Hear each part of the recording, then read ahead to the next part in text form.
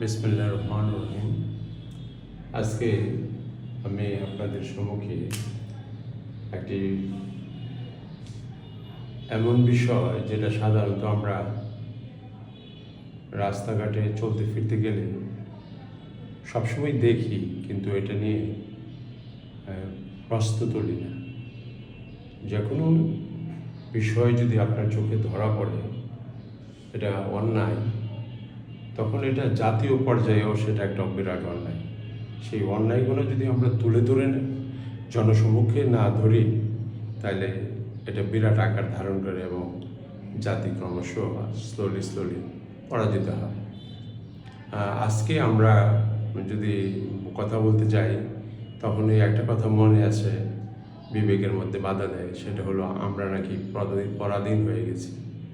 কথাটা যখন আপনারা শুনবেন, আপনারা শিউরে উঠবেন, কিন্তু তা জানতে হবে, বুঝতে হবে কীভাবে আমরা পরাধীন হয়ে গেলাম। এটা একদিনে হয় না। যে কোনো অন্যায় যখন ঘটতে থাকে আর এই অন্যায়ের প্রতিবাদ যদি আমরা না করি, তখন এই অন্যায়টা পার্মানেন্ট হয়ে যায়, স্থায়ী হয়ে যায়। আর সেখানেই আমাদের জীবনের সবচেয়ে বড় ভুল সংঘটিত হয়।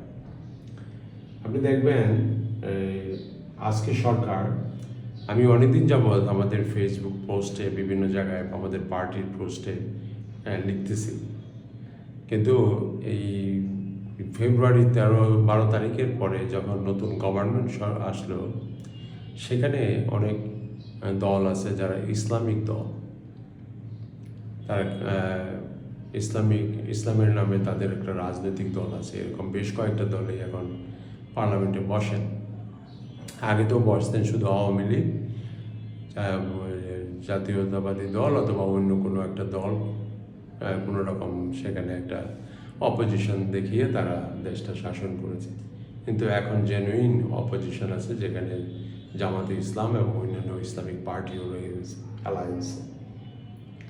আমি বললাম মনে মনে যে আমি ওনাদেরকে ইনডাইরেক্টলি বলি যে ইসলামের সবচেয়ে মূল মন্ত্র হলো ঈমান। ঈমানের অঙ্গ হলো পরিষ্কার পরিচ্ছন্নতা, ঈমানের লক্ষণ। তা আমরা যদি সত্যিকার ইসলামিক রাজনৈতিক দল হই, আমরা যদি রাষ্ট্রের ক্ষমতায় বসতে পারি, তাহলে সারা বাংলাদেশ জুড়ে আমাদেরকে নামাজ ফরজ করা, সেটা আমাদের কাজ না।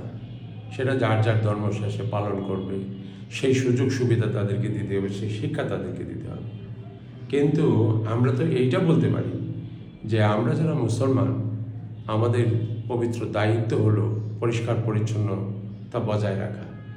আমাদের বাতাস যেন পলিউটেড না হয়, আমাদের মাটি যেন ক্ষয়প্রাপ্ত না হয়, পলিউটেড না হয়, আমাদের আবহাওয়া, আমাদের জীবনযাত্রার মান, পরিবেশ, সমস্ত কিছু যেন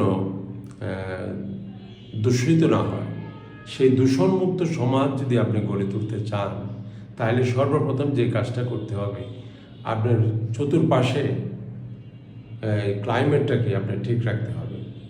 ওয়েদারের যে সিচুয়েশানগুলো হয়, পানি জমে এই সেগুলো যেন মানুষকে বিরক্ত না করতে পারে, সেগুলো মানুষের প্রতিবন্ধক না হয় জীবনের, সেগুলোর দিকে নজর রাখতে হবে।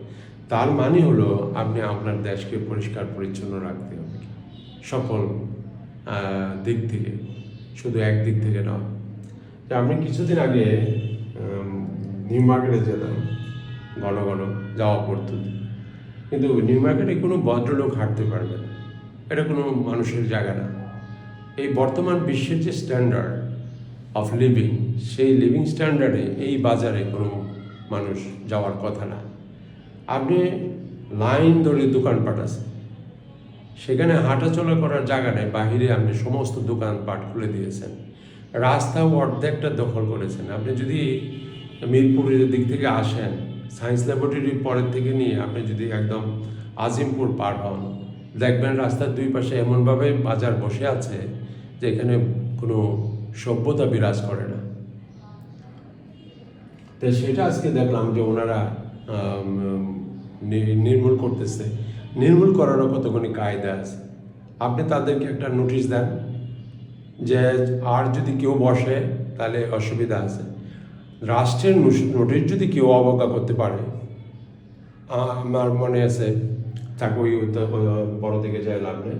তা আপনারা এই কাজটা করতে হবে, এই মানুষকে কষ্টে ফেলে না, তারা অন্যায় করেছে, তাদেরকে এই মুহূর্তে উঠে যেতে হবে।